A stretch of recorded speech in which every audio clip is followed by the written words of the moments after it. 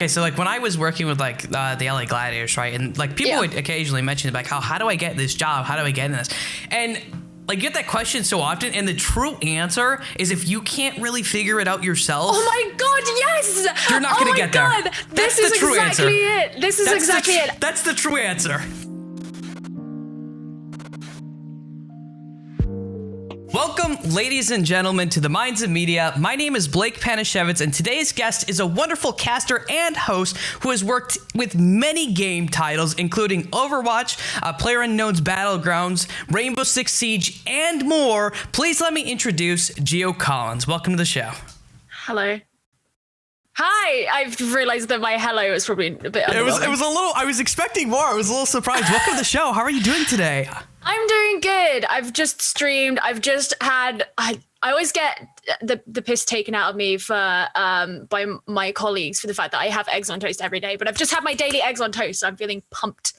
Is that a thing? Like I was expecting. What you're from the UK, right? So isn't it like beans and? No, beans are disgusting. Don't even bring that here.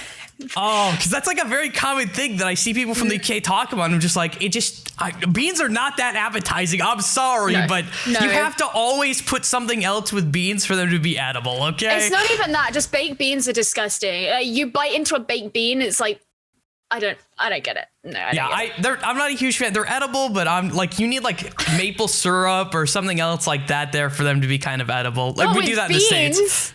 Oh yeah, we do. I would forego the beans and just have the maple syrup. Oh, okay. That's fair. That's fair. So we're gonna start off this interview kind of easier, and then we're gonna go into some harder topics. That's kind of how we like to do it because I don't like university all over again. It's like what? Like university all over again. All over again. Yeah. I went there. I've experienced that hell, so I'm excited for this. So the first question I'm going to ask you that is arguably an easier question, I guess, is you have a background in physics, which I think is very fascinating. Specifically, I believe it's physics and theoretical physics or something like that. So that being said, what is your favorite crazy physics theory? Like the one thing that you're like, oh my God, this could exist and it's insane if it does. I don't know about a theory in the sense of like something that we don't know if it's real, but my favorite part of physics is always quantum electrodynamics, and I really like quantum chromodynamics as well, but I didn't learn much about that until my third year of university.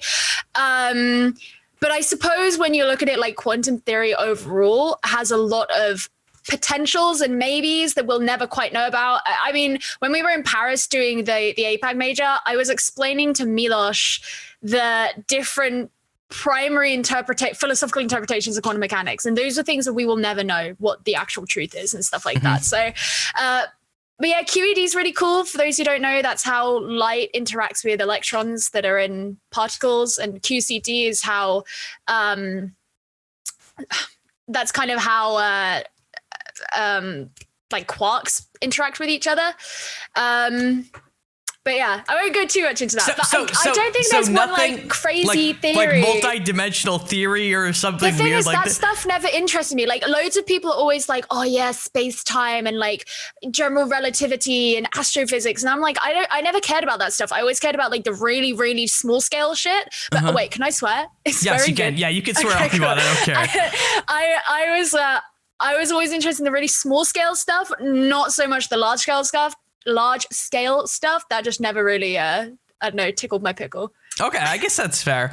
So you have a very interesting background, and you actually, relatively speaking, haven't been in esports that long. You got in kind of like 2017, 2018. Not even, yeah. 2018, 2019. Yeah, right? 2018. Yeah, I knew it was one of those years. Okay, we're going. It was very. It's not been very long though. No. Also, you're very young, which I was like actually surprised because of how mature and how well you handle yourself. How old did you think I was? I thought you were, okay, I'm sorry and I apologize. I thought you were closer to my age, which I'm almost 30. Oh, really? Wow. No, I'm 24 in a couple of weeks. Yeah. You're very, I'm going to be 29 in January. So I look very young, but no, it's just the way you handle yourself and the maturity, and Maybe this is me on like my old like porch, like waving my cane at the kids, like all those kids nowadays, right? Little whippersnappers. But you just, the way that you hold yourself, you're so mature, and like some of the stuff that you post on like your Twitter and stuff like that, I always just kind of assumed you were an older person. But when I started researching you, I was like, holy shit, she is very young, which is kudos to you. Like that's your baby.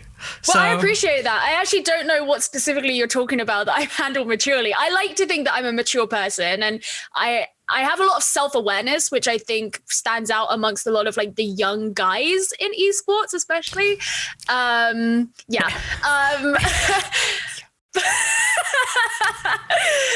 But yeah, I like to think I'm kind of mature, but I never know how people perceive that stuff from the outside.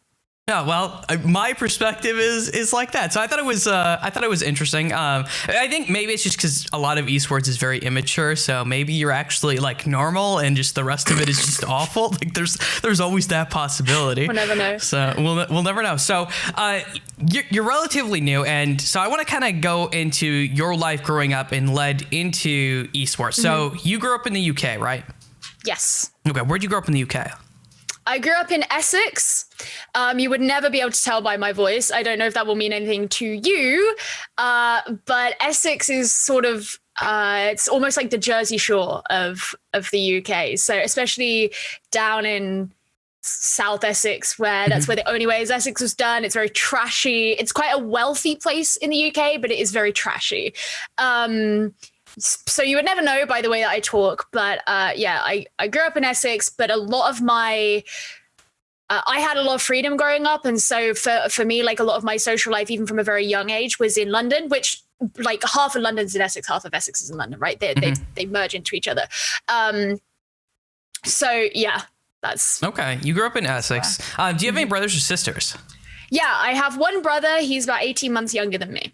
Oh, okay. Cool. Now, one of the cool things, and you've mentioned what your dad does. Your dad is a pilot, very influential. I've never seen anywhere you mentioned what your mom did with you growing up. Yeah, so it's interesting. So my parents aren't together, so they kind of had to have different sorts of lifestyles. My mum always had jobs based around where my brother and I were at in our lives, because she never wanted to send us to have to be looked after by someone else. So she kind of always had jobs that would revolve around our schooling and things like that. So when I was really young, my mum used to childmind other kids. So like that was great because it meant we had a lot of friends, and I have very fond memories of sitting playing video games with like all these kids who would be at our house. Then as I got a bit older, my mum went and worked in a secondary school. And then as I got a bit more older, my mum went and worked in a prison and stuff like that. So she's always kind of differed. She's very good at working with people, but she always kind of changed how things were going. And now my mum is in university, so she doesn't have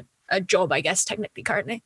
Okay, she's going back. Well, good on her for going back to university. Yeah, I've worked in a jail, and it was miserable to work in a jail. So I don't know if I would really like to work in a prison. In the States, they're different. She found it very fascinating because, like, my mum is very. I always say this to people. Like, she has a very specific talent that I think a lot of people don't get right. And I think you, as someone who's worked in mental health, will probably be able to understand this. My mum is very good at working with like young men who have had a hard time early in their lives and trying to make the best of them. Yeah. And so she really enjoyed working in this men's prison because she was around a lot of people like that, and was really passionate about almost like their rehabilitation and being able to go back into the world. So really it was kind of ideal for her in that sense. Yeah, that makes sense. I can fully relate to that. It is fun to, it's very, what's the word? Filling, I guess is probably the word too. Yeah. To work with someone and see that. So I can at least relate to that. So you mentioned that your parents were split up.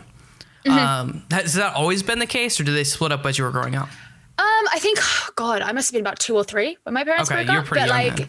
Yeah, but people are always confused because I always say I'm really glad I grew up with separated parents. My parents are very good friends, good friends. And so it was always a very harmonious, like, growing up.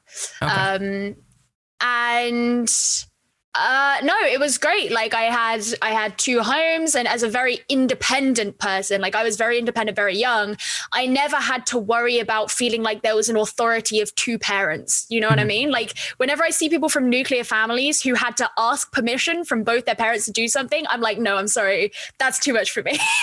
I never had to deal with that shit. So no, I mean, it was great for me, and like half the time I didn't even know what country my dad was in, right? Like my dad was abroad so much. So just that was very normal for me. Yeah, that makes sense. No, I think it would be much better growing up with them already being split up and then being very amicable, because I know that my parents split up when I was 6, and I remember it like to this day. They're older, yeah. Oh yeah, and you're old enough just to start to remember things, and then you get weirdly put in them, and it was not amicable. Like that's why I was like, oh god, it was awful, and that's not enviable. Like for me, it's like I remember my parents living together, but I mean I don't obviously know really much about the breakup. I know that it was very much mutual, and it was just like, okay, that's good though. That's good. I mean, that's pretty good.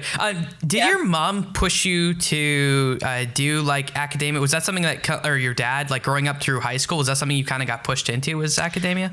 No, actually, interestingly, I just turned out to be incredibly academic from a super young age. Really? Like from the age of like 5, something like that. I was super on the straight and narrow, very academic. I was like, I always say I peaked at 18, right? Because I was a really smart kid. And in the UK, we have things called grammar schools, which are not private schools, but they are basically the best schools in the country. You have to take exams to get in. I went to one of those, and I found it was very easy. I got like amazing grades without much effort. Like I was that kid, you know? Okay. But I loved it. Like I loved learning. I was very academic. It was very much a personal thing. And it's like, I remember, you know, a number of people ask this sort of thing because you see it a lot in certain kids. But even my brother, you know, my parents said to him, like, if you want to go to grammar school, we can put you through for the exam. And my brother was like, no, not interested. And my parents were like, okay. You know, they just like, my parents never... They helped like enable it. They knew that I was interested in it, and they helped like facilitate that. And but they always really kind of supported whatever it was we were personally interested in. Okay. And how did those interests change growing up then? Like, were you someone who grew up, were you into theater? Was it someone who was, because you mentioned you were at least good at academia and pushed for academia. Were you into sports, anything like that? What were you interested in as a kid? I was really creative. So I was really big into art. I would draw a lot from a really young age. That was something that I was just kind of naturally good at as a kid. I haven't really nurtured it as an adult much, so I'm not that great anymore. But I was really into music. Like I taught myself to read music when I was about 4. And I played the flute. You can see two of my keyboards behind me. I see 2 of your keyboards. Yeah. These days I mostly just make electronic music, which like my dad's very musical, and he was really big in encouraging that when I was a teenager. I loved creative writing. That was like probably my most natural talent from a really young age. Like for the longest time, I wanted to just work in creative writing. I wanted to be like an author or something like that. I still enjoy creative writing, but when do I have the time to do that now? So I was super, super creative, which my brother wasn't so much. My brother was definitely better at sports than I was. Okay. I never really had much interest in sports until really early adulthood. And I wasn't that great at it. And like my family are very sporty, like the sort, you know, like will invest a significant amount of money into the right equipment kind of sporty. So I was the black sheep from that perspective. But yeah, I don't know. I was always someone who had like a shit ton of interest, just so many hobbies that I just like didn't have enough time to do them. So I'm really big into music too. I love music. I play guitar. I taught myself guitar after I chopped off my fingers and stuff. I played guitar for 2 weeks before giving up. That's okay. That's okay. I didn't get on my guitar. Not to make you feel bad, but I have missing fingers and I can still play guitar. So okay. Check this guy out. Just saying. But you can play piano, which is cool. But at one point I actually I thought about going for like music education to actually teach music, and I quickly changed from that because you don't make any money doing that. But going back, have you ever done any like live shows or anything like that? Did you, like when you were playing music, did you ever get a chance to do anything like that? When I was in primary school, they used to do a thing where every week, like you could, if you played an instrument, you could have the opportunity to play in front of the whole school. That's about as far as it went. I would like play one song on my flute and I'd be like, yeah, I'm famous. But as for the sort of music I do now, no. And that's probably not something I'd be interested in either. Okay. Are you ever going to release any of your EDM music so people can listen to it? Oh, or it's all over SoundCloud. Okay, it's all over SoundCloud. Okay. Okay. Follow my SoundCloud, by the way. Follow our SoundCloud. But no, I think it's really cool. I think music is a lot of fun. What attracts you to EDM music so much? It's a really big question. This is going to sound really strange, but the same thing that attracts me to classical music. So, and actually most of the electronic music I really like has been inspired by classical music. But for me, I've always been someone who, what I get out of a song has way more to do with the melody than it does to do with the lyrics. So a lot of people really find meaningful lyrics. And there are songs like that I definitely feel the same about because I listen to like rock music and stuff like that. But for me, like a certain melody will be way more meaningful to me and like the dynamics of the song. And so obviously that's how classical music works, or especially in like Baroque and Romantic music, which you know I like a lot. And in electronic music, it's the same. Like obviously there are many subgenres of electronic music. So you get proper dance music and you get all this stuff, and a lot of it does have vocals and stuff like that. But the sort of stuff I listen to is very like classically inspired, I suppose, and really focused around like melodies and stuff like that. And if you listen to a lot of the stuff that I make, people always say it sounds very like dark and eerie and kind of like sinister, which I really like because it wasn't necessarily something I tried to do, but it was something that you can hear the inspirations that I've taken it from, but it's very focused around the kind of like atmosphere of the song through melody and through like dynamics and stuff, more so than, you know, other stuff. And also like bass is nice to listen to, right? That's fair. Everyone loves a good wub wub. So yeah, there's plenty of subgenres of electronic music that don't interest me in the slightest, but that's what I like about the electronic music that I listen to. Awesome. Okay, so kind of looking at like just this little bit of even like a little bit of your past so far, we noticed like almost like a trend of like music, creative writing, all of these different things. Do you think they led up to you being the caster that you are today? Because I mean, it's such a weird combination of entertainment meets just like study and education, which is kind of what color casting is. Yeah, I guess so. I mean, I think the fact that I like studying and I like learning is a huge part, because that a lot of people don't necessarily realize that is a massive element of casting.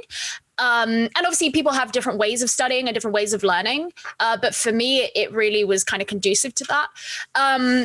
I think for me, like probably a major part, which we haven't really spoken about, was just that I'm just so extroverted and I loved being in front of a camera. Like I liked the idea of acting when I was a kid, but I never really got the opportunity to do it. But when I was in my teens, I did YouTube like religiously. And I really enjoyed that. The kind of, it's performative, but not as fictional as acting, right? Yeah. So it's like you get to do the performance in front of the camera, but you're still you. I don't know. It's kind of hard to describe, but yeah, I would say the fact that I am the Venn diagram of academia, because obviously I did my degree in something very mathematical and scientific, and then also I'm an incredibly creative person. Like I am the middle of the Venn diagram. Yeah. Yeah, that's really cool. I appreciate that a lot. So kind of going back to this, I do jump around a lot. My apologies. My That's ADHD fine. Just lets me do it. So if it bothers you, I can try to keep on track, but I don't tend to. How dare you have ADHD? I know, right? Like I know it's fine. It doesn't bother me too. So you kind of were mentioning this creative side and being extroverted. Going back to the school front, did this mean you were someone who always made a lot of friends and you got along with everyone? In primary school, I was a bit of a loser. Well, yeah, no, that's kind of true. So I was never bullied. Like when you come into something like esports or online stuff, a lot of people share stories about being bullied, and I feel like an outsider in that I wasn't.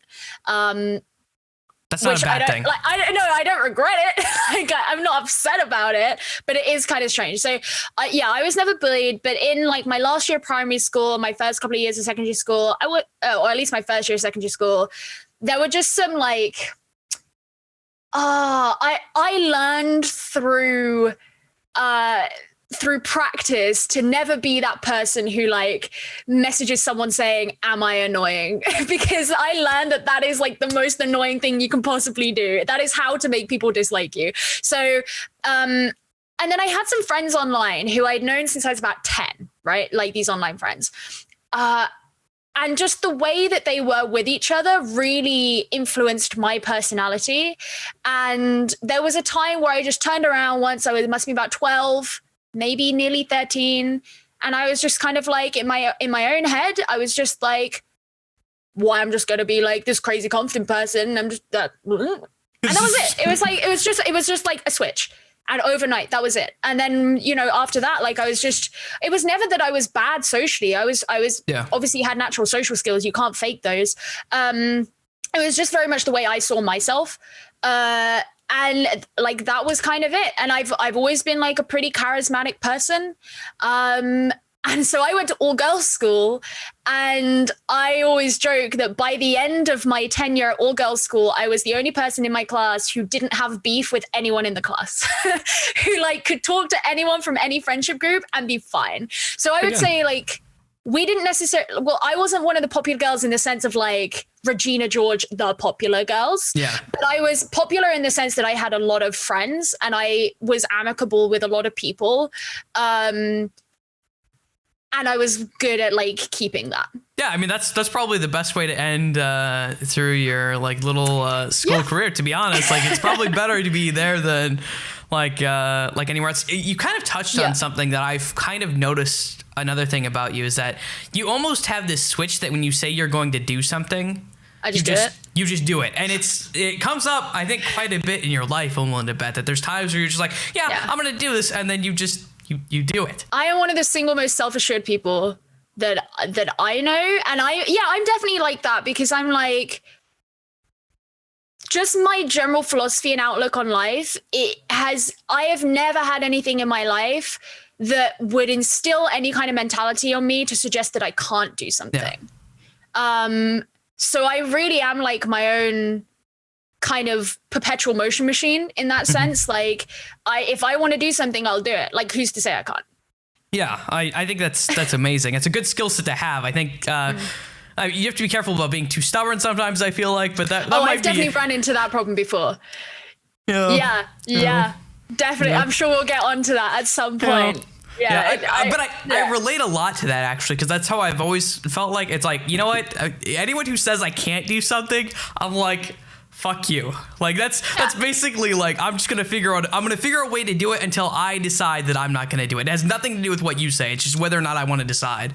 It's why I really take an issue with, you get people, especially people who have succeeded in something. Yeah. And they will, people come to them for advice and they'll be trying to temper people's expectations, right? And they'll be like, look, it's very unlikely these sorts of things work out. You have to be prepared for if it doesn't.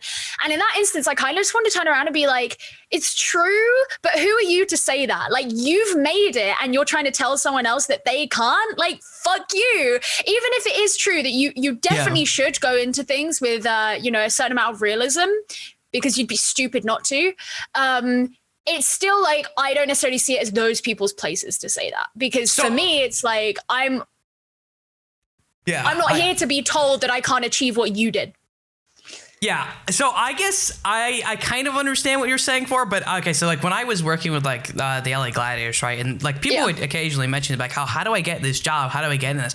And like, get that question so often, and the true answer is if you can't really figure it out yourself. Oh my God, yes! You're not going to get there. This is exactly it. This is exactly it. That's the true answer. I always think the single most important thing for being able to make it doesn't even have to be esports, it can be anything, is having a natural intuition for how the industry and the job works. And if you don't have that from the get-go, there's only so far you can be handheld, because at some point you'll have to figure out for yourself, because it's a competitive industry. It's a freelance industry. You're going up against other people. You've got to be able to figure out for yourself. And it's not just being able to cast or being able to do social media or being able to do your job. It's like all the peripheral stuff around that, like building a brand, making, like, marketing yourself, all this stuff. You have to have the intuition on how to do that and why you should be doing it. And if you don't, you're gonna struggle. But yeah, oh my God, this is the first time I've ever heard someone else say that out loud. So, and I guess that's the thing, is I feel like what other people do when they tell them, like, oh, what they're trying to say is basically, you're too lazy to figure it out yourself. You probably should just quit.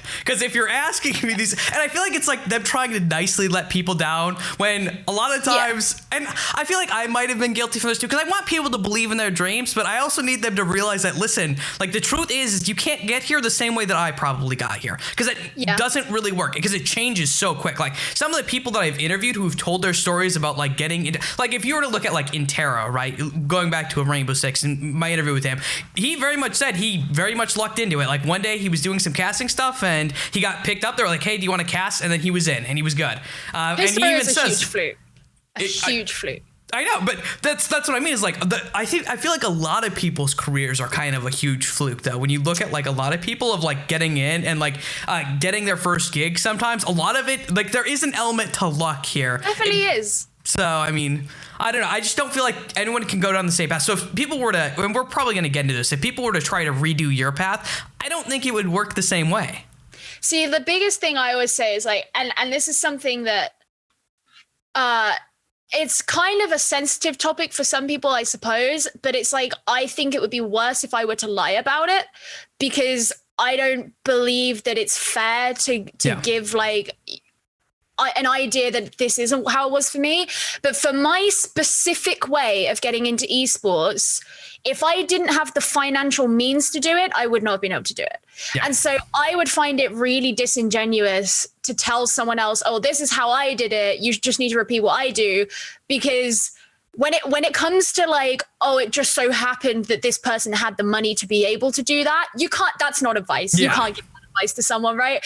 And I find that sits really wrong with me. So I try to, like, keep it generic and be like, look, at the end of the day, like, what I looked for were opportunities at the bottom of the ladder and tried to work up the ladder, right? And that's, way back when, that's what I asked advice for other people on, was like, where are those opportunities, right?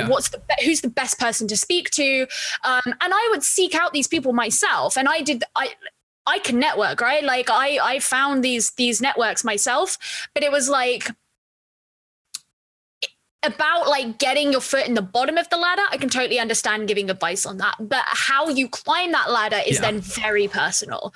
And that's where it starts to, your story and the next person's story will start to divert. Because, like, you mentioned Intero, right? And it's like, oh yeah, it just so happened that, like, the guy who was casting Pro League, like, fought tooth and nail to have him in it because he didn't like the guy he was casting with. It's like that, you can't rely on that happening. No. Because chances are it's not going to. And for me, it was like, when I first got in touch with the agency that I started out with, like, a lot of people don't start out on an agency. It takes some time to get with an agency. But when I first got in touch with them, it was because someone I knew couldn't do a gig and put my name forward, even though I was a no one. Like, they had never heard of me. Mm-hmm. And that's how I got put in touch with them. Like, you can't, like, just rely on stuff like that. But it does really exemplify why having a good network is definitely the way.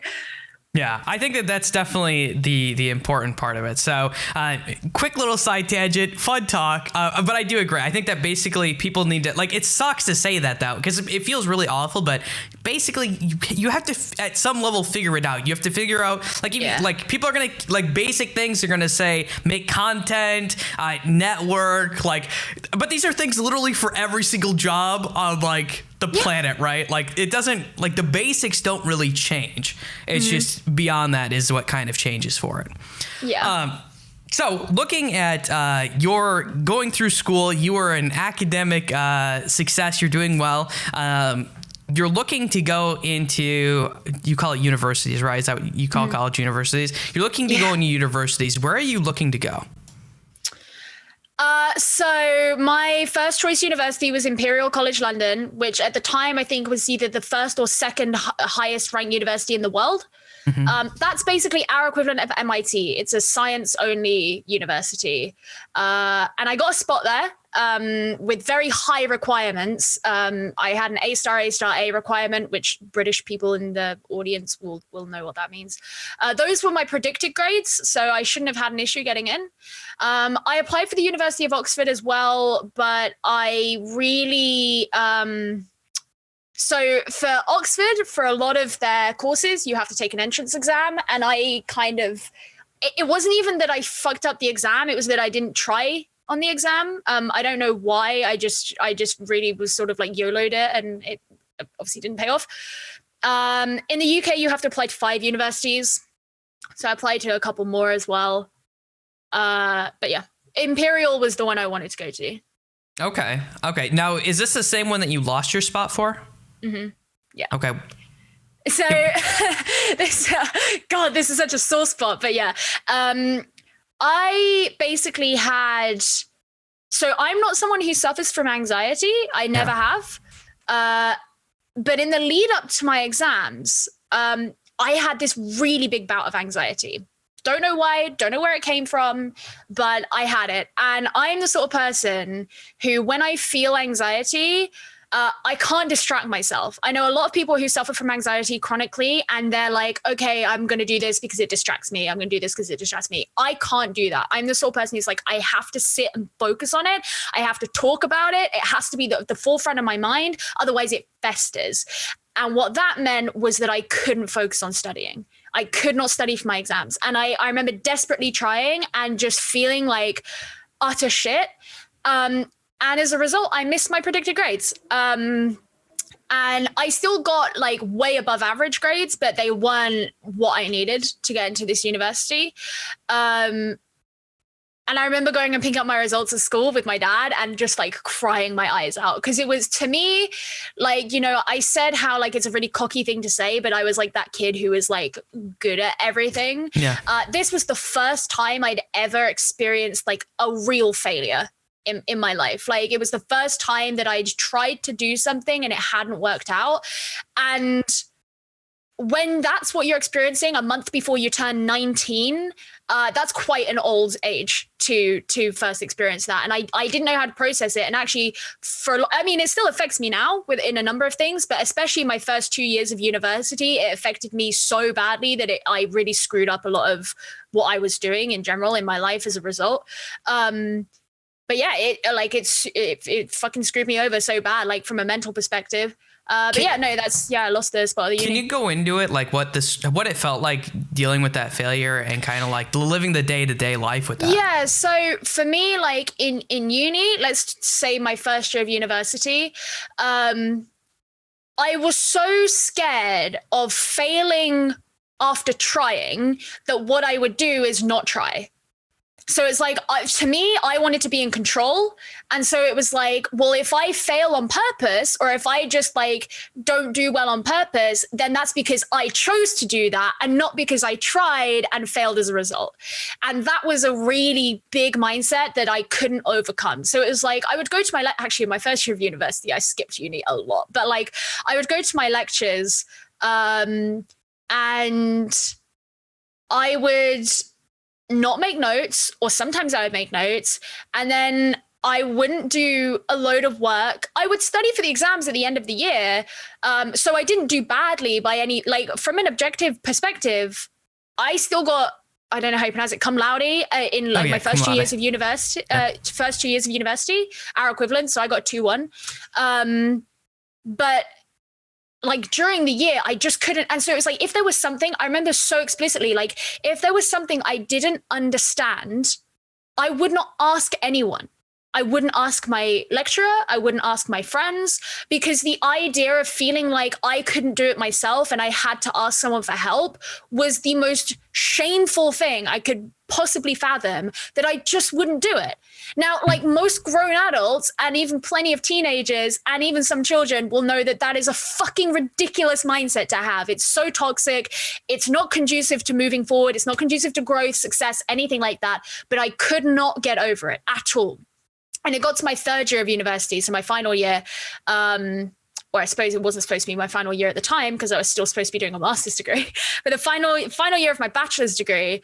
And at the beginning of the year, I was like, okay, it's going to be difficult, but I actually want to try this year. And I need to try and let go. And it was a lot harder than I thought it would be. And looking back, it still was pretty bad.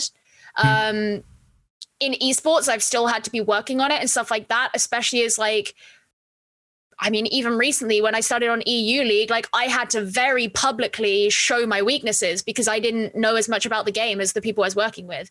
And for me, that's hugely terrifying. I've spoken about how I don't play the game with friends of mine, even now, because I'm so scared of embarrassing myself by making mistakes. And this all comes from the fact that I fucked up these exams at the end of my A-levels and didn't get into the university that I wanted to get into. Yeah, I like, even I've been streaming the last few days. I haven't streamed properly in like a year and a quarter. The reason being that back when I streamed Overwatch all the time, I would get so tilted and so mentally wound up every time I made a mistake that I would literally end the stream because I felt like I wanted to cry because I hated the idea of people seeing me do badly. Like it was like that bad. And it's taken me a lot of building up to get back into streaming because I know that I suck at playing Siege, but I've had to kind of learn to like be very open about it and also laugh at myself. Yeah.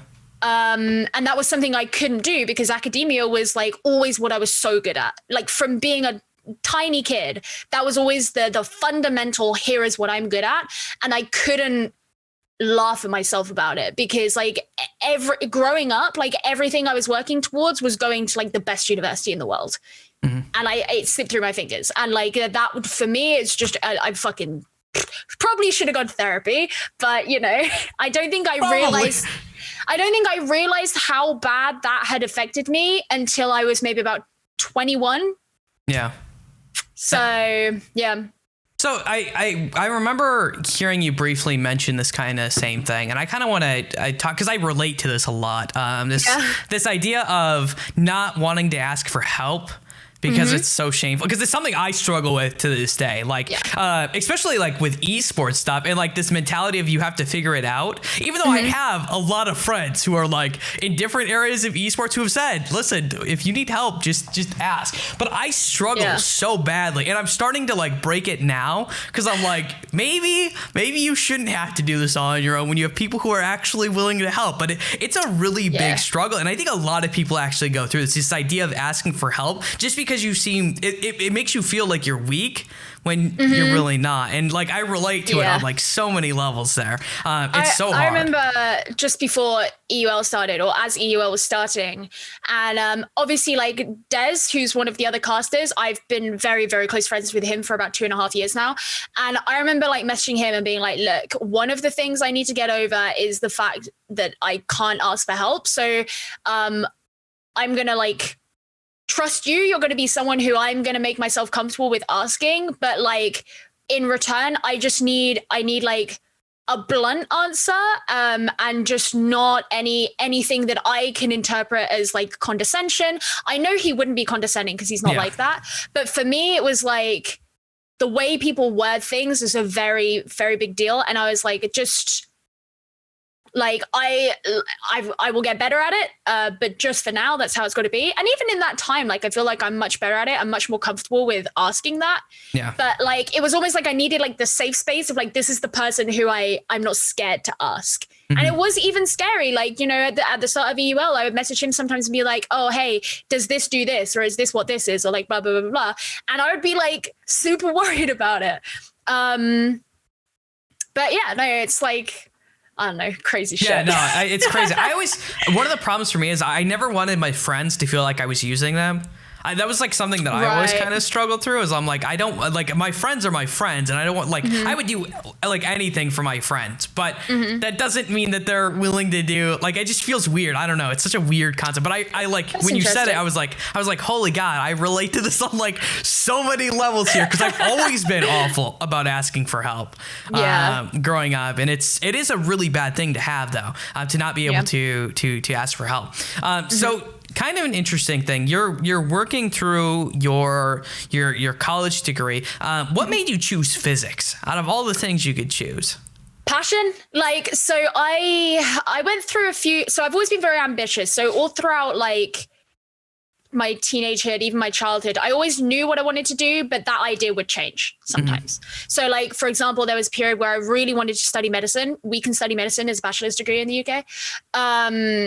But it's so competitive, and I was a bit too old when I realized that I wanted to study it, because really you have to have started doing a lot of stuff from quite a young age. So I reluctantly gave that one up. And my other passions were, physics, I was super loved. Languages was the other one. Really? And I basically got to a point where I was like, well, it makes more sense to get a formal education in physics and continue teaching myself languages than vice versa, because I will hit a ceiling if I have to teach myself physics. So I never had like a specific job that I had in mind that I needed a physics degree for or anything like that. I just was like, I'm going to do this degree because I want to, because I find it interesting, and I really love physics. And the way that our student loan system works here, it like meant that I could do that.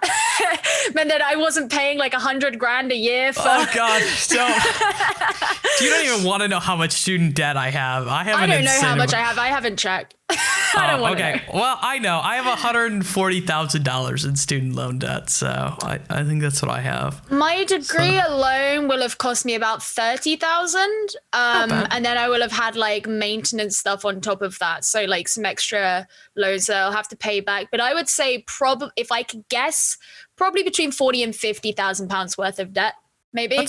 That I will never pay off. Like, I will pay off some of it, but I'll never pay off all of it, because the way it gets written off in the UK if you haven't paid it back after a certain amount of time. Oh, that's in the United States. The way that it works is you can do repayment plans, and if you pay it for 25 years and you don't miss a single payment, they will forgive it. So that is my current goal, is to that's kind of how it's because like ours are all so. A lot of people don't understand why there is this difference between the UK and the US. Almost all of our universities in the UK are state-run universities, which means that basically any university that you'll go to here, you get the government student loan, which is why that works, right? Whereas in the US, a lot of the, the Ivy Leagues and even some of the best universities in the country are not state-owned; they're private institutions, and so you have to get private loans for them, right? So it obviously works a bit differently. But here, ours is. It's like you pay back a certain percentage of how much you earned with your salary over £25,000, I think. So if you earn £25,001 in a year, you pay back like 10% of that £1 towards your student loan. Okay, that makes sense. If you are salaried, which obviously I'm not because I'm freelance, but if you're salaried, then it automatically comes out of your salary before you're even paid it. Whereas like as a freelancer, I have to pay it in my taxes when I do a tax return at the end of the year. But and then obviously after like 30 years, they write it off. So. Yeah, just an FYI for chat, I went to a public school in the United States. I didn't go to like some fancy school. I just went to a public school and half a master's degree. I dropped out of my master's program as well. Hey, twins. So, but I was halfway through with mine. So unfortunately, but kind of getting into that next, then you're going through and doing physics, and you're thinking about doing a master's degree. Was it just kind of all part of the plan that you would do an undergrad and a master's all in physics? Okay, so I need to give some background on a certain type of degree we have in the UK for me to actually fully explain this. So obviously the traditional way of doing things is you do a 3-year bachelor's degree, and then you can go and do an MSc or an MA and do a separate master's degree. What they started to introduce a few years ago, and by a few years ago, I probably mean about 10 years ago at this point, is for certain science programs, you could do a 4-year undergraduate master's degree, which basically was the first 3 years are the exact equivalent of a bachelor's degree, but the 4th year is a master's degree, but you get 1 degree for the whole thing. So Really? so that's what I was on. And the really big plus about that is that you are paying bachelor's degree prices, and you can get a bachelor's degree student loan and end up with a master's degree. You can go and do a PhD straight off the back of that, or you can go and do like an MSc, which some people still choose to do. But really, they started to introduce it for other subjects later on, but that was mostly just for science subjects. So I was on one of those. So I was already enrolled on a 4-year undergraduate master degree. But what you can do on them is if you get to a certain point in the degree, you can ask to be transferred onto the regular bachelor's degree, because the first 3 years are exactly the same as the bachelor's degree, and then graduate just after the 3rd year and graduate with a bachelor's degree. So for me, from the get-go, I was meant to be getting this master's degree. Okay. And what I ended up doing in my 3rd year was transferring over onto the bachelor's degree and just graduating with the first 3 years. Okay, that makes a lot of sense. Okay, so your last year of college is probably one that you're going to remember for the rest of your life. Yeah, no shit. For many different reasons, some of which I want to kind of talk about. Obviously, you were when you were 20, you were diagnosed with epilepsy, right? Is that the year, right? But on top of that, you were almost supposedly diagnosed with a rare form of encephalitis, which is, and it's all happened in the same year, right? Yeah. So the encephalitis thing came about exactly a year after I got my epilepsy diagnosis. Okay. So what happens when you're first diagnosed with epilepsy? How did you even get checked out for that? Did you have an episode? Yeah. So basically, when I was 19, it was in, I guess, February 2016. Was I 19 then? Yeah, I was. I turned 19 in September 2015. All right. So in February 2016, I started having these really weird like moments, and it's really hard to describe them. What obviously later transpired was that they were like seizures, very small scale seizures, and I don't get them that small anymore. But it would feel like a very strange deja vu with these weird sensory things. I don't know. Anyway, so I would have them every now and then, and I was like, these are kind of weird. And about 6 months in, I was like, right, I'm going to Google this shit, because like this must be something, right? And the first thing that came up was an aura, which I'd never heard of.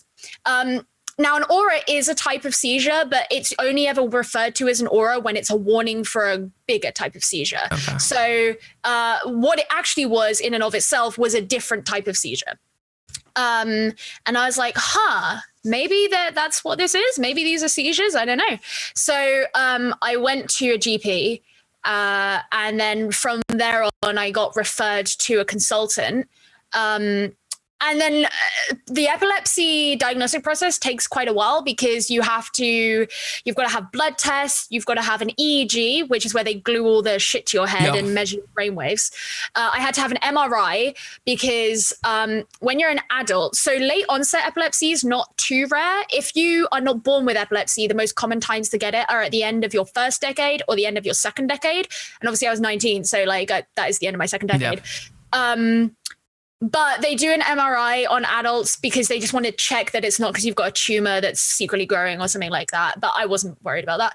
Also, I would love to have an MRI on my brain again. It was so relaxing. But yeah, so you got to have all that stuff.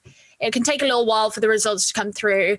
But about half a year later, finally, I had the bit of paper that said left temporal lobe epilepsy.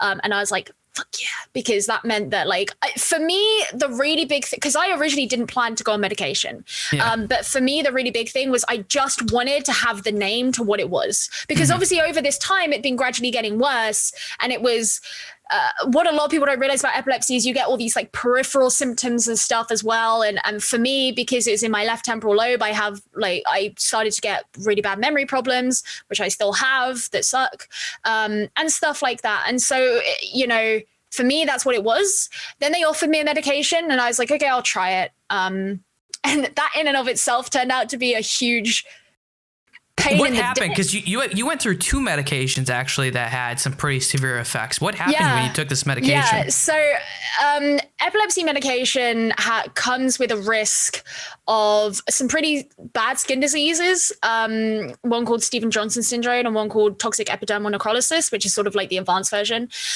which basically is where like the dermis and the epidermis separate in the skin. You can Google it. Pictures aren't very nice, so do be warned. I'm gonna pass on that Google search. I already chopped off my fingers. I don't need to see anything else gross. Yeah. So if you get a skin rash, that's kind of like the really early signs. And so you've got to be taken off the medication. So I was on Lamictal, which was the first one, for 4 weeks. And then I got the skin rash. And they have to really gradually like up your dosage so that you don't get to basically reduce your chances of getting this skin rash. Yeah. I got this skin rash, told the doctor, and they were like, okay, we'll take you off of it. Now, what you're supposed to do with epilepsy medication is gradually wean someone off, because otherwise it can really fuck you up. But my doctors were like, your dosage is low enough that you can just come straight off. And I was like, okay. Turned out that wasn't quite true. My epilepsy just got really bad really quickly. And I was living alone at the time, which is maybe not the best idea. And I remember like one day, like waking up on the other side of my flat, like, and you see my tripod with my DSLR on it over there? That was on top of me and I was on the floor. And I remember waking up and being like, oh my God, my camera, and picked it up. And I got back on the floor to get back to sleep. And it was maybe some time later that I realized I shouldn't be on the floor, because there's this thing called the post-ictal state after a seizure, which is like just severe confusion. Yeah. And when I eventually got up and I kind of crawled back to my bed and I realized what had happened, and I knew I'd had at least 2 major seizures. Like there had obviously been one in my bed, and there had obviously been one where I had found myself. And yeah, I remember calling or texting my friends who were at uni, and I was like, I need someone to come to my flat now. Like, this is an emergency. And they took me to their house, and I just, one of the guys who lived there was abroad. So they just dumped me in his bed, and there I stayed for 3 days. So that wasn't great. And then I was put on a second medication, Keppra, or levetiracetam is the generic term. And I got the rash after 6 days. And I came straight off of that one, and that was fine. But the problem they had then is they were like, well, shit, what do we put you on now? Because it's not as common to get a rash on Keppra. So I think they gave me the option to go back on Keppra, which I didn't want to do, try this third medication, carbamazepine, or not do anything. And I ended up opting to go on carbamazepine. I'm still on it now, so it's fine. The worst part about it is it makes me very sleepy. I basically have chronic fatigue as a result. So I nap all the time, which I hate. I hate napping. But yeah, so that happened. That was great.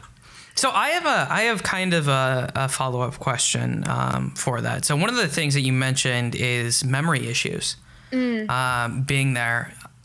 Like, were you still really dedicated towards school at this time? Was it still something where you were like, school is my thing that I want to succeed in? Because I imagine that having memory issues and trying to do that would just almost be like a further like degradation of this idea of something you want to succeed in. It was very frustrating. So I was in my second year of university when this happened. At the time, I think I was trying to I wanted to do like game development or something like that at the time. So depending on whether you have epilepsy in your left or right temporal lobe will change what sort of memory problems you have.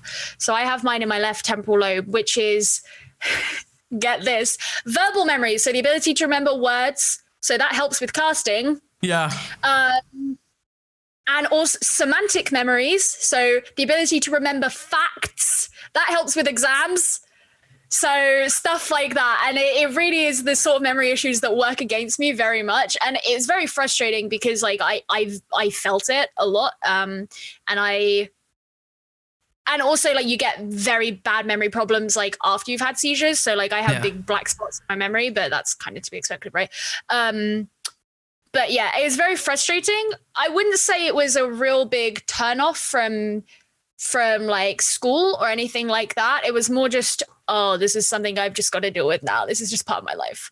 And the thing is around the time I started suffering from derealization episodes, which derealization, I'm sure you know this as someone who's worked in mental health, but like derealization it's a type of dissociation where like the world feels like a simulation. Yeah. Honestly, the worst thing I've ever experienced in my life. Like I cannot explain, like I would take the seizures over that any day. That's how bad it was. Which they eventually went away when I went on my third medication, but that was some real shit. What was that like? Like, because I don't know if you can even describe that? So I've come up with analogies before, but it's very hard. So which I once used this analogy to someone who I know also suffers from derealization, and they were like, "This is the perfect, like, this, you fucking said it perfectly." But I've said this analogy to people who've never suffered from it, and it's like you can kind of get it, but it doesn't. Yeah. You don't have the personal input.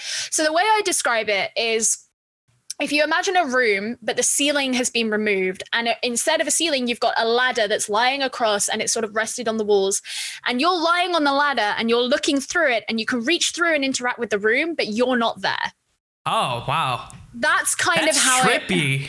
Right. That's kind of how it was like. It was just, it was so weird. It's so hard. Like, it's how I'd imagine like being in some like, being on DMT would be like, I don't know. Yeah. Like, it's just so bizarre because it was just like, it's not like being zoned out like how I would imagine like taking weed would be. Yeah. I've never done that, so I wouldn't know. But it's just, cause I don't know, because you're there. You just, everything doesn't feel real. Yeah. Like, it's just, I don't even know how to describe it. It's trippy though. Yeah, it's trippy. Yeah, like even like imagining it, I feel like you would like, I feel like if someone were to like do acid or something like that, and then you were to explain that, I feel like that's the best way that they would get it, right? They'd probably get it, but I feel like you need that like I feel like you would almost need that added like thing of like experience, and I feel like you could only probably do it with something. But like what I'm imagining is like, holy shit. That was part of what was really isolating about it, was like people didn't get it. Like people knew I was suffering from it, but like you can't tell on the outside. And it would come and go randomly. Like sometimes it would be, if I had a seizure, it would come or go. I remember one time taking a sip of alcohol and just feeling myself return to reality. It was the most bizarre feeling. Like it was like a sudden rush, like holy shit. And it would just, and you know, for me, I would have it maybe a couple of weeks at a time before it went away. Someone I know who has it has literally suffered from it like solidly for like 5 years at this point. I can't even fathom that. Like that would be, it was horrible. It was the worst thing.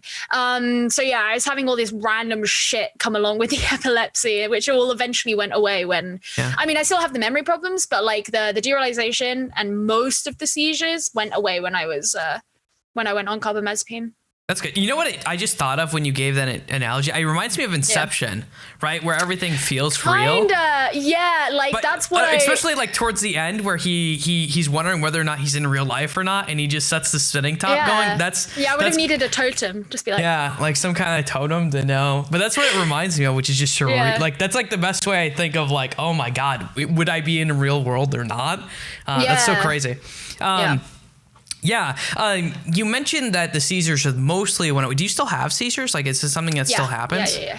I do. Not like the seizures that I had at like the peak worst. Yeah. I don't really have seizures that bad. Like I haven't had seizures that bad since then, but I do still get seizures like, once every couple of months or so. Like there'll be a week where I have a lot of seizure activity. So sometimes like I won't have a full seizure, but I'll feel like I'm almost edging on a seizure, like for lack of a better term. And like I'll have like random flashes. And so I'll be like, okay, I can expect to have one this week or something like that. Cause usually I'll be able to tell if I was going to have one sometime in the next few days. So yeah, I still get them, but they're usually ones where I like remain conscious. So they're kind of like on the scale of seizures near the bottom. Okay. So what I was going to ask you, like, especially doing, I mean, right now it's probably a very weird thing because of COVID and like probably working completely from home, but working in broadcast in general. And if you're traveling to events, I imagine having a seizure is a very poor time. Has that ever happened? Is it something you're ever worried about? Because I feel like I would be terrified of that happening all the time. I have really lucked out. I've never had a seizure on broadcast. There was one day on EUL where I had some like seizure activity, and I got on for rehearsals for the first bit, and I said to them, like the people, my coworkers, and I was like, look guys, like I'm on seizure watch today, so there is a chance that I will have to dip very suddenly if that happens. Just bear that in mind. But like it didn't end up happening. But that's kind of the most that's been a thing. Luckily, I don't know if maybe one day I'll get unlucky and it will happen. But usually I know if it's going to happen. Like I'll get enough warning, so I would probably be able to do something about it, or at least like not be on a microphone or something. But it would probably look weird to a broadcast if I suddenly disappeared or something like that. Yeah. You can explain retroactively, but I've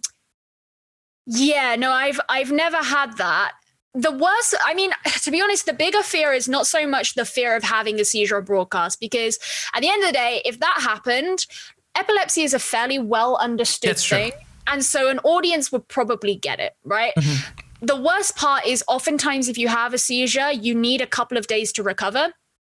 And I don't necessarily have a couple of days to give. Yeah. So that's more what I would be worried about. If it was like, oh, I've got to stay in bed for like 3 days because like my brain is so fried from the fact that it's broken. Can't cast, sorry. Like that would be worse in my opinion. But I could see that. I can see that. So I want to jump back to this rare encephalitis. Classic. Yeah, classy thing. We're getting all the bad stuff out of the way now. Like all in one go, right? But I actually wanted to ask you because like when you first get diagnosed with, first of all, they didn't tell you. They tried to like sugarcoat and was like secretly trying to like probe into you, and then you Googled it and like WebMD came up like, oh shit, you could die in a month with this thing. What was that moment like where you first Google that and you see that? Because that's a pretty extreme thing, and then that's confirming too that that's what they're actually looking for. So the worst part for me was actually after coming out of the first hospital appointment, even though I didn't know the specific thing they were looking for, because this type of encephalitis in women is associated with tumors in the ovaries. Yeah. So for me, my first thought was, fuck, I might have cancer. So originally that was like the encephalitis wasn't even something I was concerned about. It was I might have cancer. And I remember like walking out of the hospital. So it was St. Thomas's Hospital in London, if anyone knows that. And I crossed the road and I called my dad and I just like cried. I just burst into tears. And I remember one of the really prominent things I thought was, I'm 21. This shouldn't be happening to me. And it was that fear of like, I'm going to be one of those people who dies at 21. Like that was a very real feeling. Yeah. So I had to go and have an ultrasound to check for tumors. And I had a friend who'd had ultrasounds to check for tumors on her ovaries before. And I remember speaking to her about that. And she told me about some of her symptoms, none of which I'd ever had. So that started to make me feel a bit better. So I wasn't too concerned about the ultrasound when it actually rolled around. I think it was like the next week, something like that. So when I was clear for that, like no tumors, all good, that's when I started to look at this next part. And it was when I found, I think it might have even been a Wikipedia page, something like that. When I found it say associated with ovarian tumors in women, I was like, this is exactly what they're looking for. And it's called NMDA receptor encephalitis. And I found it originally because they told me that I had too many NMDA antibodies in my blood. Mm-hmm. So I Googled that and, found it from that. And I said to them when I next saw them, I was like, I know this is what you're looking for. Super daunting, and go on. I was going to ask you, see, you're someone who comes across very strong all the time. Were you this strong then too? Were you like, or were you freaking the fuck out? Oh no, I was fucking terrified. I honestly, when I was younger, I had kind of bad health anxiety. I was a bit of a hypochondriac. I've never really had any major medical things until the epilepsy thing came along. And I wasn't scared about the epilepsy thing because it's fucking epilepsy. Yeah. But this was like, especially with NMDA receptor encephalitis, it was discovered in 2003. It's super rare. Not many people have had it. And the prognosis isn't great. And even the people who do get cured, it's like you've got to go on like immunoglobulins, can't say it, globulins, immunosuppressants, be in a hospital room for 2 months. And I was like, I can't be in a hospital room for 2 months. Like I have a life to live. Like, what the fuck am I meant to do? So even like the more positive end of the prognosis was not something I wanted to go through. But the more negative end, of course, was like, you start with flu-like symptoms, then you start hallucinating and getting like psychotic symptoms, and then you get catatonic, and then you die. And I was like, I could be dead within a month. Yeah. A month. And I'm 21. And it was like that fear of like, I might die of a disease that no one has heard of, and there's nothing I can do about it.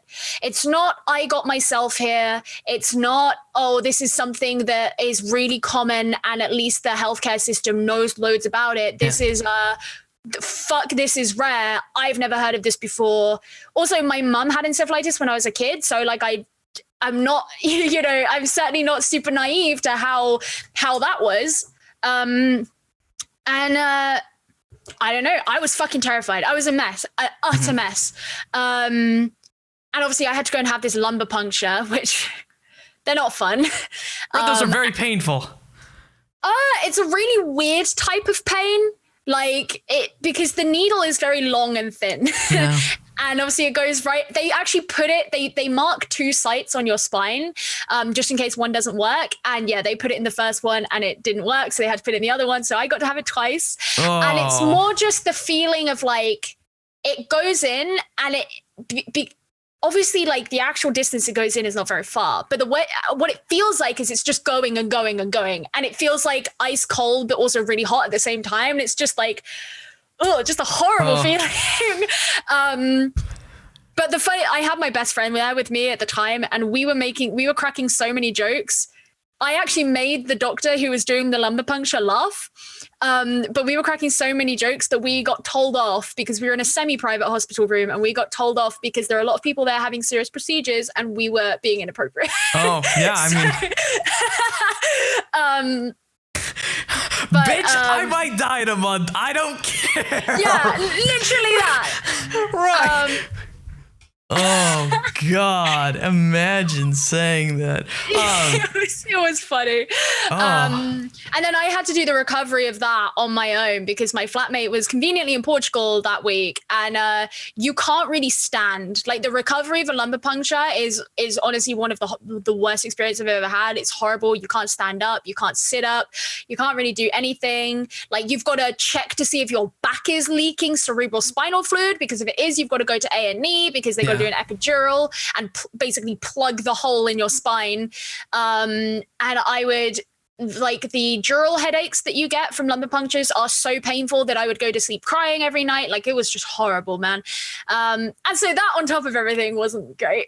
Yeah, no, that's insane. So this moment where life could be, because I feel like I can relate a little bit only when I chopped off my fingers, right? And I was like young, and I wasn't really in, like, I stuck my hand in a snowblower, and like you think that you're gonna die. I was okay. Fucking idiot. I would fucking idiot. What? Okay, there's a long story that is good that you can watch later on. But like, there's a lot more justifying to it than that. But I felt like I was gonna die though, and I felt like my life was over. Right? Like it very suddenly hits you. It's like, but it changes you too, right? Like, I feel like you don't walk away with that without being a different person. So how do you think that changed you? Yeah. I was going to say, imagine that, but going on for like 4 or 5 months. While also having to study for my final exams of my third year. Why didn't you take a medical leave? I wanted out. Right? I wanted out of uni. By that point, I had decided I didn't want to stay in university anymore. So like, I was like, I want to get out of the way. I want to be done, because at that point I decided I wanted to go into esports. So I was like, I'm not going to do my master's degree. I'm going to leave. And whatever. But I didn't want to like put off a year. I wasn't working. I didn't work while I was in uni. I didn't have a job that would allow me to keep my house. Yeah. So because unlike a lot of American students, like we don't live with our families when we go to uni, and I have my own home in London that I was paying for. Just so you know, most American students who I know also don't live with their families. Really? Yeah, oh my God, that is anathema to everything I've heard. Yeah, no, I don't know very many people who actually did live with their families. Wow, most people I know do. They still live with their parents, and I'm like, no, I want it out. If you can, you should, but no. Like when I was 18, I moved out, and basically the only people who would still live at home were locals who were going to the school there. That's about the only people. But everyone else who I knew would either go and do the dorm lives, which they basically got. Where you have to share a room. Yeah, you have to share them, but you also get raked over the coals because it's more expensive than to actual rent someplace normally, depending on where you are. Because that's why don't you just rent a normal house then? Well, okay, so some schools do this weird thing where they force you into the dorms, like your first 2 years of. I kid you the fuck not. They force you into it for like your first 2 years. So sometimes that happens. But yeah, so. There are some people who do. I'm just letting you know it's not everyone. Okay, like I understand that we have different. Lugged. Yeah, we're just. I'm just trying to teach you because like everyone thinks that like the UK is like perfect for like schooling and everything like that. No. That's I know that's what I mean. It's like we have preconceived bias because we live in different areas, but that's understandable. So. Kind of going onwards, you have this moment of how did it change you? Like this moment of is there a bug in your room? Yeah, okay, I wasn't sure if it was my screen. Right, I got it. I wasn't sure.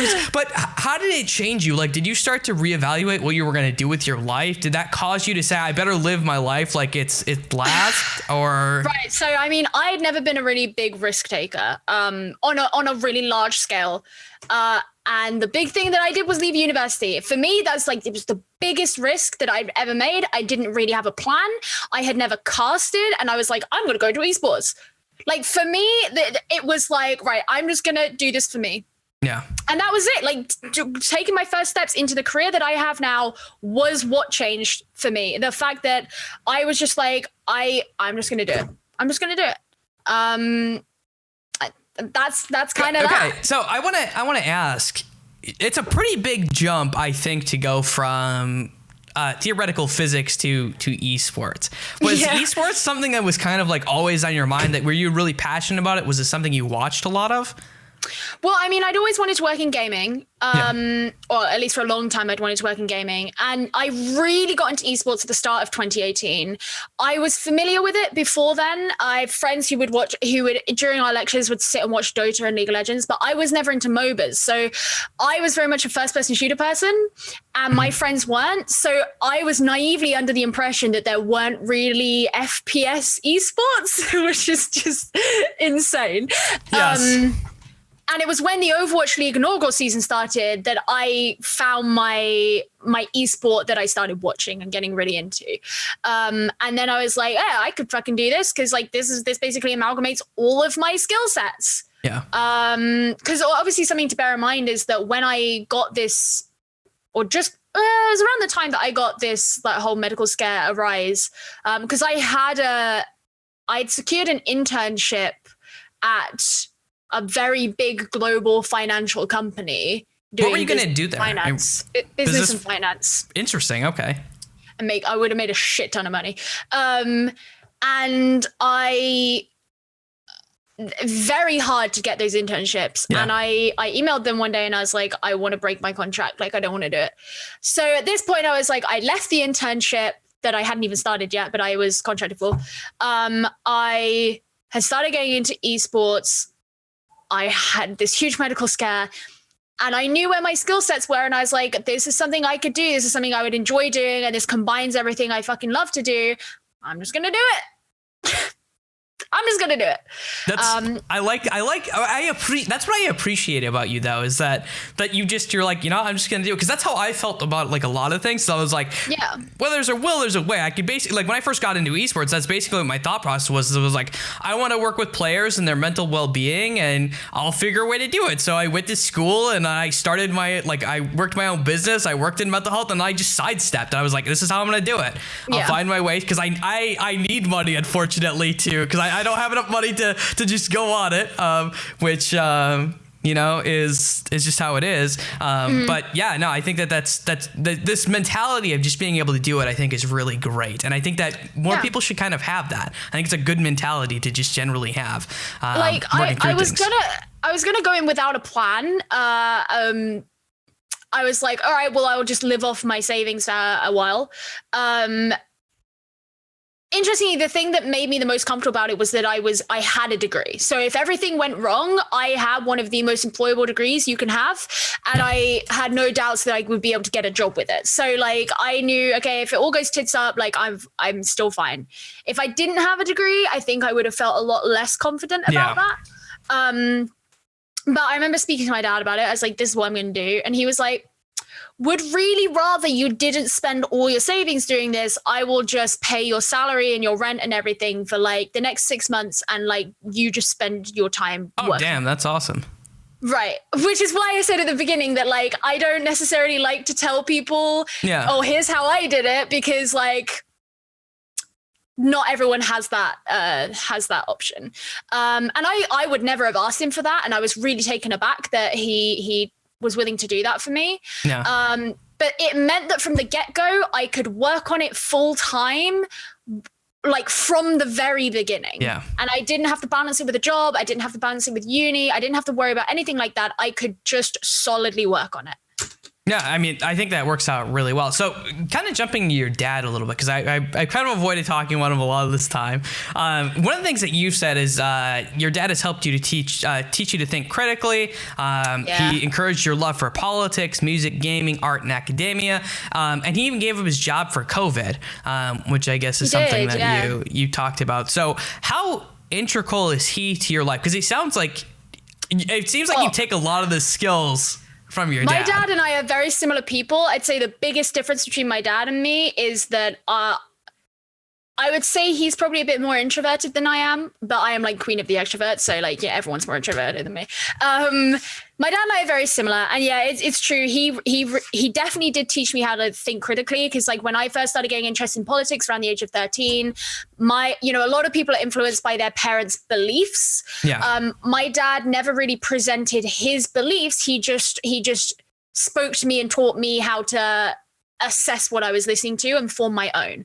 And once I started to form my own, then he would talk to me about his beliefs, and we would debate them and discuss them, and stuff like that. And we had things that we differed on and things that we didn't. And it was, it was really good, because it meant that I didn't grow up being mini him. I grew up forming my own opinions. Yeah.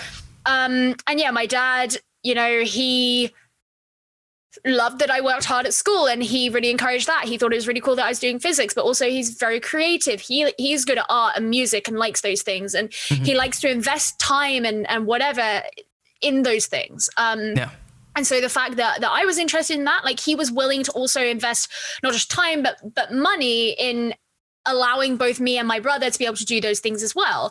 Like he saw a lot of value in investing in things you care about, hobbies you care about, interests you care about, and stuff like that. He's been hugely integral, because he was always very supportive. And like whenever people are like, oh, because my dad's 65, well, he's nearly 65, and a lot of people are like, oh, how did you tell your parents about esports? I'm like, my dad didn't know what esports was before I did. Are you kidding me? That's convenient.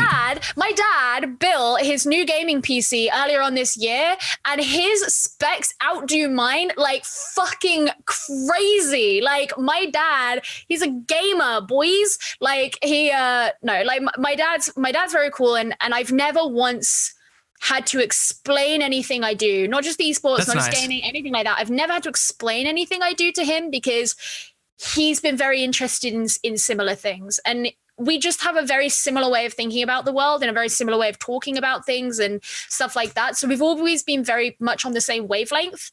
from that perspective. My mum is like, I don't know. I think the story of my mum and my journey into esports is really wholesome because, she's certainly no stranger to gaming. It was always at her house when we were like 3 and playing PS1 games and stuff. Like that was in my mum's house, right? She sort of watched us grow up gaming and for birthday presents would buy us games, consoles and whatever, stuff like that. She was never herself into gaming. And for her, when I, first said, like, I want to be doing this, she didn't fully get it because it wasn't a part of a universe that she was a part of. But I very specifically remember when I went to CWL 2019, which was in May 2019, and posting stuff because I post a lot of photos on Facebook. It's like the only thing I use Facebook for. And my mum, up until this point, she'd supported what I was doing. She'd never not supported it, but she didn't fully get it. Yeah. But she messaged me and she was like, I get it. She was like, I totally get it. Because my mum's really into sports. And she was like, what you get out of esports is what I get out of sports. Like going to a sporting event. I totally get it now. And she was like, I want to come to an event with you. And I was like, okay, let's do it. And since that point, she's been so like, and the thing is, I would try and get her to watch some Overwatch stuff. She never fully clicked with Overwatch, but when she started watching Siege at the beginning of this year, oh my God, she loves it. I mean, she loves Siege. That's impressive because they're both very complicated. Like I would say out of all the games you could watch, those are probably the two hardest. Yeah, the two hardest. And she, throughout EUL, she would be watching every day and she would message me about them. And it got to the point where she would be saying stuff to me about the players and I'd be passing it on to them and I'd be like, you know what, woman, just make a Twitter so you can talk to them directly. So now she's become a little bit of a, like, especially in the EU scene, a bit of a cult Twitter account because she loves great. Rogue. She loves Leon Gids and Rogue. And that's still awesome. Yeah, it's awesome. No, it's really cool. So this kind of brings me to another topic. It kind of segues a little bit into your casting career. Your career, I would say, is probably one of the fastest moving careers, honest to God, and I think this is probably one of the reasons that Thorin kind of knows you and even tweeted out that like one of the best up and coming casters. Your career is very, very quick.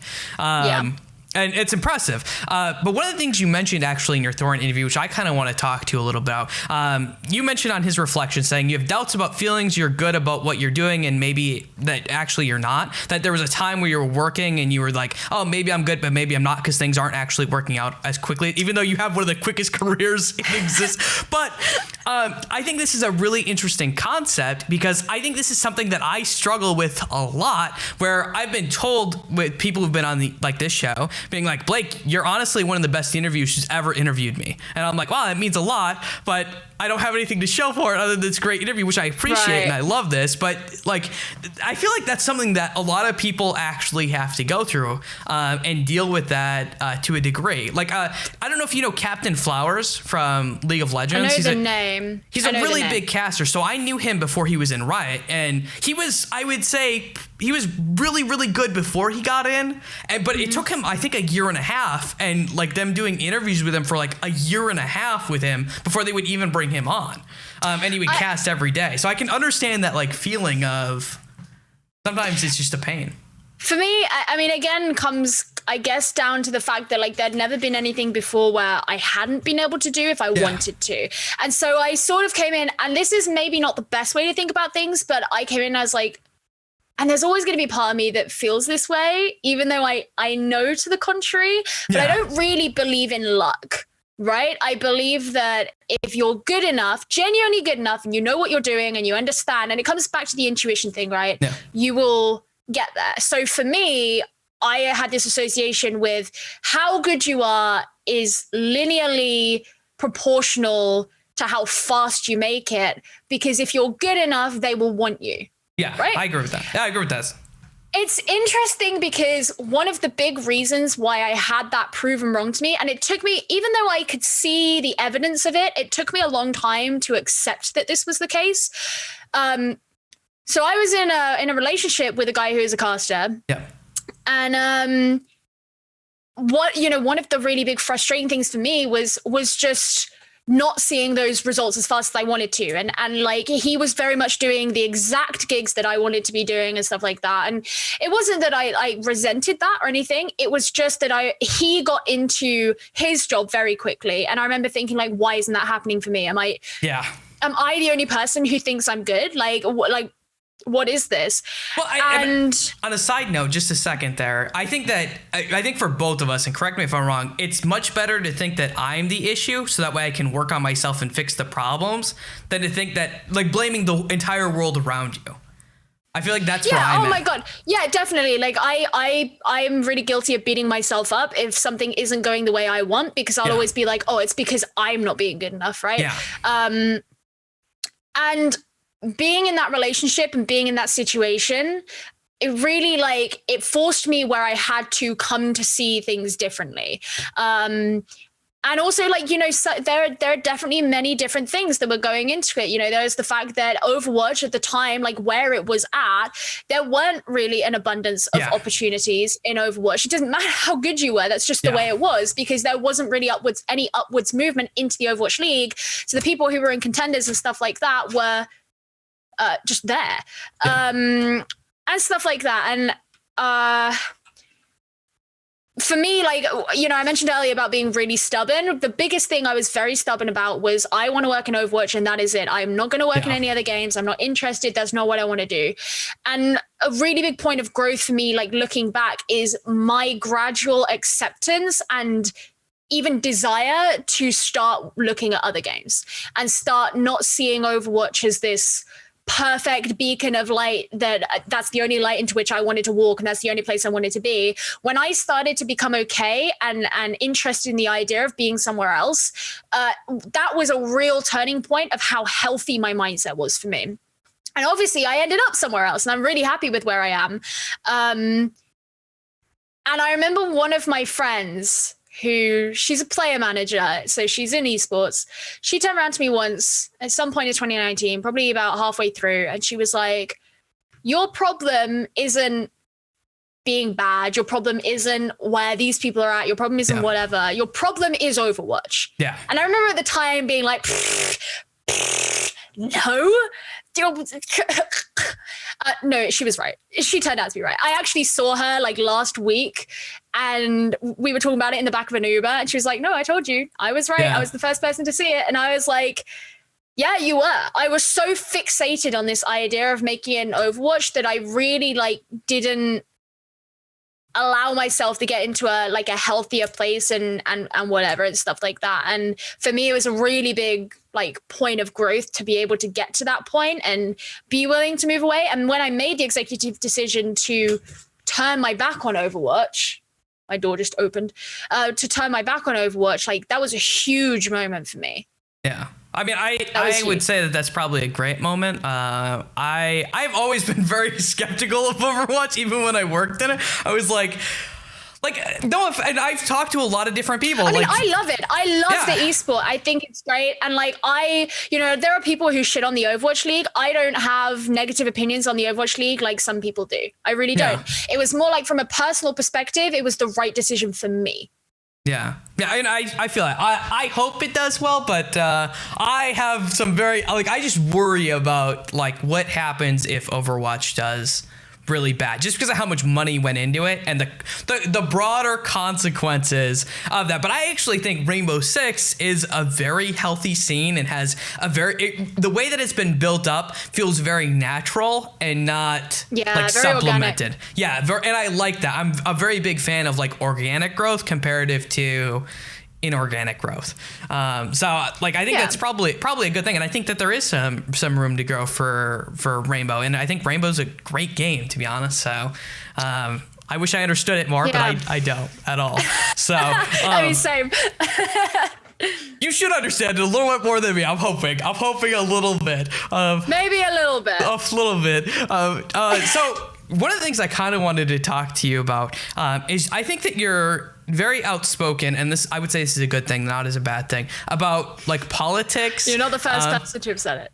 Yeah. It's not a bad thing. Outspoken it has a very negative connotation, I feel like, even though it isn't. Okay. But you're very outspoken about like politics or different beliefs on, I've seen you mention things about like healthcare and stuff like that. I've seen you mention things on like the Black Lives Matter movement, which kudos to you for doing that. And it's always a weird spot, I feel like, for a lot of casters being in the public eye doing this, because you have a bunch of stupid people who say you can't speak your mind on this, which doesn't make any sense if you believe in democracy by like definition, kind of, but whatever. So right. how do you deal with that though? Because I mean, you're putting yourself out there potentially for a lot of hate for something that you believe in.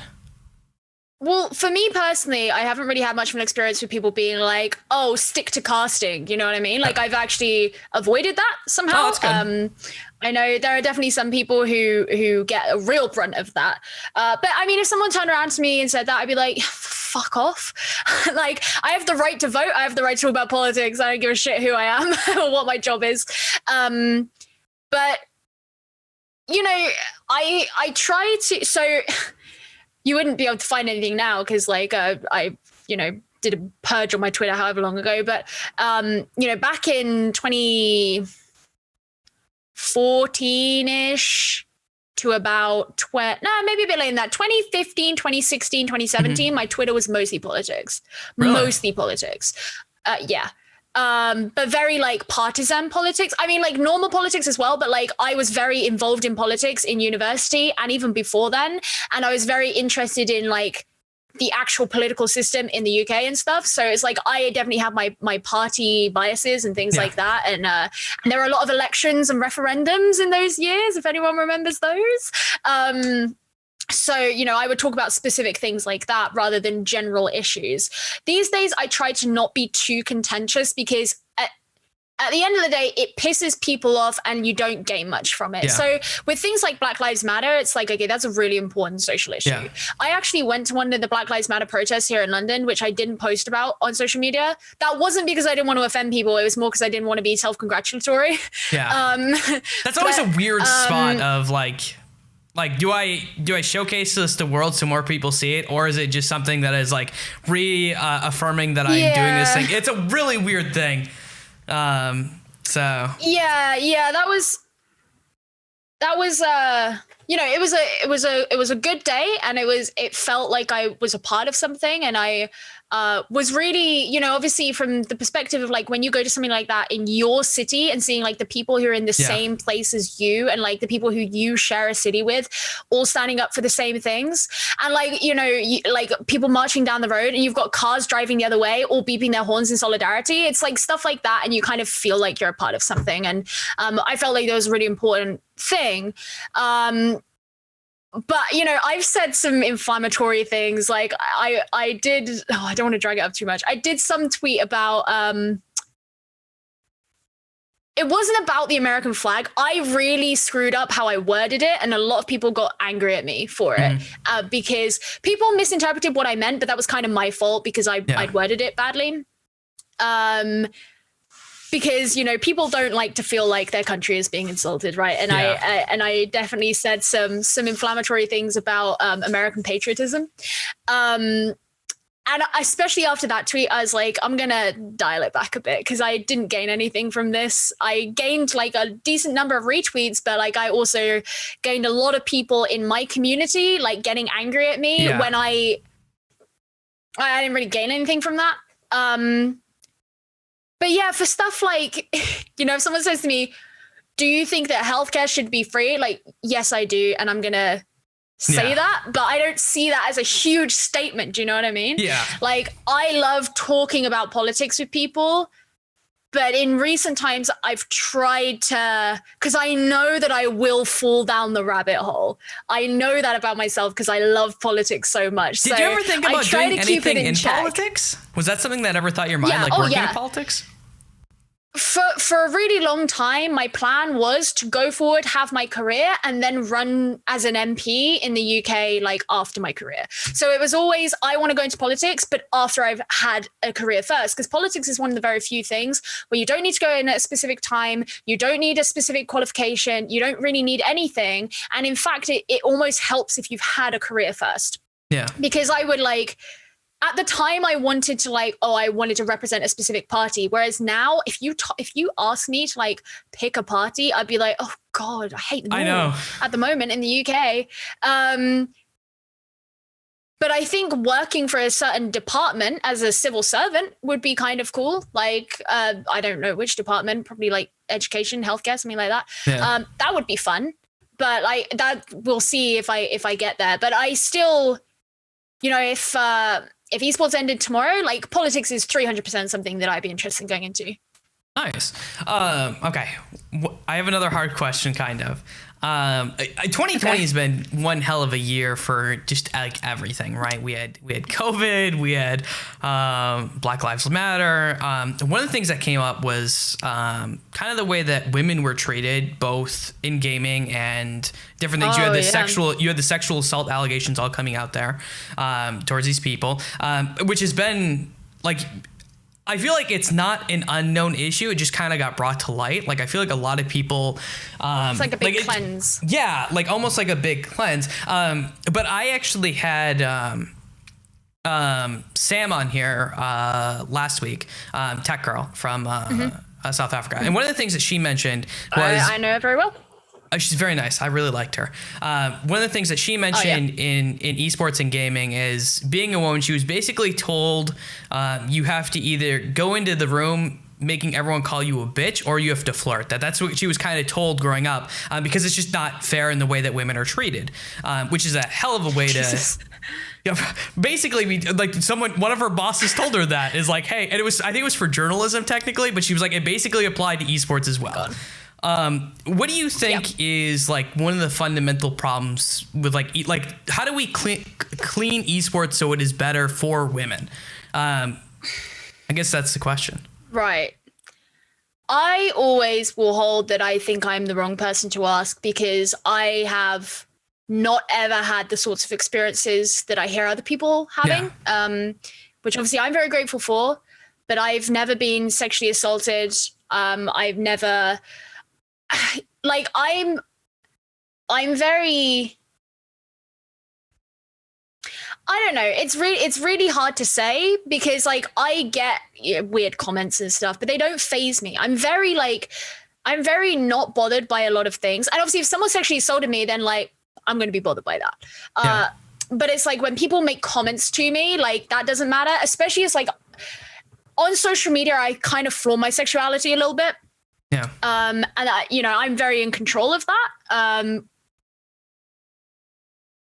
But that said, like that doesn't mean that people who don't flaunt their sexuality are like bad at dealing with these things.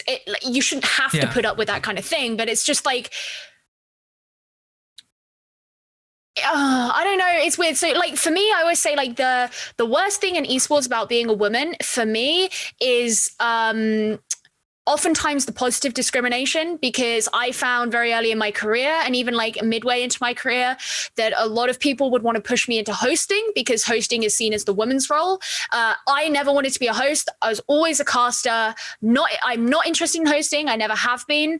And I hated feeling like my male counterparts would have the opportunity to do the job that they'd been working for without question. Whereas like I was automatically being picked for these other jobs that I didn't want.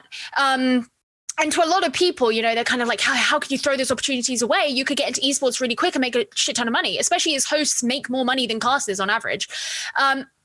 And I was like, that's not what I'm here for. I came into esports to do specifically what I wanted to do. I'm not gonna compromise on that just for a quick buck or quick fame. Like I'm not interested in just arbitrarily getting famous quickly. I'm here because I want to do the job that I find fulfilling. And I found that to be really frustrating. And like, that's one of the really nice things about being in Siege is that like Ubisoft, face it, like they never like, I've never seen them do that. I've never seen them kind of like take that into account and be like, oh, she's a woman, therefore she's got to be a host. Like they never second guessed me as a caster. Yeah. They never did. That's what they straight up came to me for. And that's what I'm seen as. And they not tried to like turn that into something else. But there have been like, TOs or whoever who definitely have been like, oh yeah, we want her, or like there'll be certain or whatever, that you hear things about how it's like, oh, you know, they really want a woman on the talent lineup, so like we'll hire one to be a stage host because it's the easiest role to hire a woman for. And it's like, that's not to take power away from the women who are stage hosts, because it's a fucking hard job. Holy shit, I stage hosted once, never again. I mean, first and foremost, it's not my role, but like, you have the most responsibility of anyone on a broadcast if you're the stage host, and it's hard, it's difficult. But I hated this idea that there were roles that were more suited to women, and people, sorry, I keep moving on my chair, by the way. People would like, you know, be like, oh yeah, we're like helping women get into esports. And I'm like, but I'm a caster. Like, you're not helping me. It's not that I want special treatment to get into casting. It's that I don't want to be in a situation where I'm going to get pigeonholed into something else. For me, that was always the biggest issue about being a woman in esports. And I know for a lot of people, it is a lot more about how they're treated by men, or like the sexual assault stuff, but that's just not in my experience. Yeah. So I can't really talk about that sort of thing. And that's not me saying it doesn't happen, because it evidently does. I just, for whatever reason, and I don't know what it is, but for whatever reason, like, I have been lucky enough to avoid those things, or to not, and that maybe at some point it will happen. You don't know. I hope not. I really hope not. Me too, right? I hope not too. But you never know like who it's going to be or when it's going to be, because it could be anyone. Yeah. It just, as it stands, has not been me. And so I haven't felt like I've had to change my personality, going back to what Sam said, like, I haven't felt like I've had to change my personality. I haven't felt like I've had to pretend. I haven't felt like I've had to flirt with people. I haven't felt like I've had to accept being seen as a bitch. I haven't felt like any of those things. I haven't felt like I've been sexually mistreated, anything like that. Oh, cat. Now he jumped on top of my computer. My apologies. And judging by other people's stories, that makes me extraordinarily lucky. But there was a lot. There was a lot that came out. It was kind of insane, actually. Oh yeah, it was really reminiscent of, I said how I used to be on YouTube. In 2015, there was a very similar thing happen in like the UK YouTube scene. Yeah, where a lot of YouTube creators were outed as having done all sorts of dodgy shit. And so it was super reminiscent. It feels like it's just a part of a natural life cycle of a scene. Because you're always going to have people who, from the start, like as a scene is growing, they see their opportunity to take advantage, right? Yeah. And until they are outed and named and shamed, like, they will continue to do that. So it seems like just unfortunately, a natural part of the life cycle of a scene. But yeah, I haven't been caught up in that. Awesome. I mean, I'm happy. I'm good that you haven't been like caught up in that. That's good. That's a positive. It's a real positive. One of the things that you actually talked about, which I found very interesting, is that you're really big into doing diaries, or at least you were. Is this something that you still do? Are you still a diary writer? Do you write like every day? Not as much as I'd like to. I mean, so I used to write a diary really frequently from the age of about 16. I still have a couple of them because I used to handwrite them.